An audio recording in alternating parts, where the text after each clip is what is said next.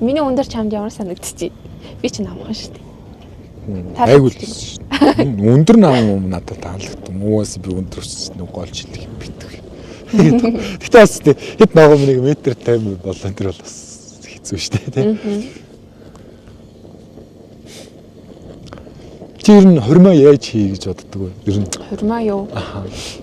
Би болохоор ингэ чи гэж боддог заяа. Би бол ингээ хурмын ордонд орно гэж боддгоо. Зүгээр ингээд одоо хээр талд ч юм уу нэг юм гоё юм орчинтой газар зүгээр юм ширээд саад одоо юу гэдэг нэг юм кинонууд дээр гараад идэв шүү дээ ингээ солонгос кино юм дээр гараад идэг юм. Тэгээ ингээл гоё яг юм ойр дотны хүмүүсээ дуудсан. Тэгээл одоо юу гэж хэлэх юм бэ? Ямар ч хурмын ордонд бол орно гэж боддгоо. Тийм найр хумаагийн нэг тиймэрхүү юм хий гэж боддог. Миний хурим бол нь шүү дээ.